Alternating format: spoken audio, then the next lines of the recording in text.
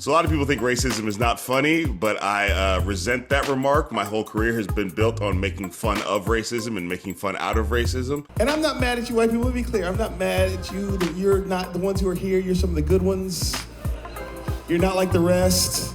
You speak so well. All I'm trying to say is, If you're a person who experiences racial oppression in this country, one of the key ways to deal with that oppression and survive and thrive is to make fun out of that oppression, or make fun of that oppression, or make fun of the oppressor. So I think when me and Kate put this book together, there wasn't really a sense of like, how funny can it be? It was more like, what's appropriate for this thing we're talking about?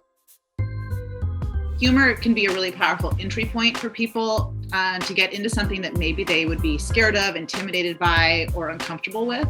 So for us, by using humor as a way to introduce pretty challenging topics, I think it can engage readers and kind of help people let their guard down a little.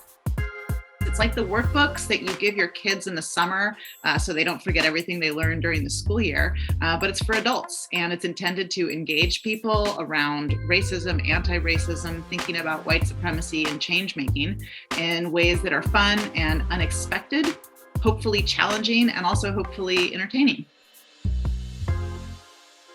I happen to, not only is Kate white, but my wife is white, and I have a white mother-in-law. And so I often think about the fact that, like, when I came into the family, she had not had a lot of these conversations about race before, and I was sort of the one who put them out there.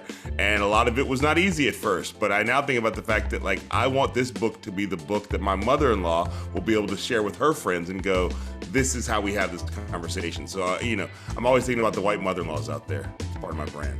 Both in real life and then in the book, I do try to model not just how to talk about race and racism as a white person, but how to listen. So there's a number of parts in the book where we're having a conversation and Kamau shares something, very personal, very intense, very real.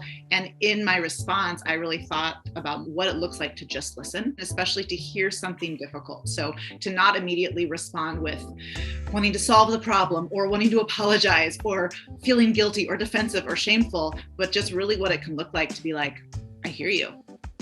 Wow, thank you for telling me that. A lot of people's fear, specifically we're talking about white people now, is their fear is like, but if I get involved in becoming an anti-racist, what if I screw up? What if I mess up? And the book is like, oh, you're gonna mess up. Like you're gonna mess up, and just get prepared for that. And the book is about how to come back from messing up. So I think that's another one of the reasons that a lot of white people don't want to talk about race and racism, because they feel like it's a minefield. And it's like, well, yeah, it is a kind of a metaphorical minefield, and you're gonna step on some mines, but luckily they're metaphorical mines. So you will be able to figure that out. So just embrace the fact that you're going to mess up, but you can recover. Even if you do every activity in this book, it doesn't mean that you're done learning and doing the work. And I think we want to make that clear. The book is only successful if it encourages you and connects you with people, resources, other books, which is this. There's a bibliography, there's lists of things you can do in your community. There's a big list of things you can do to keep doing the work.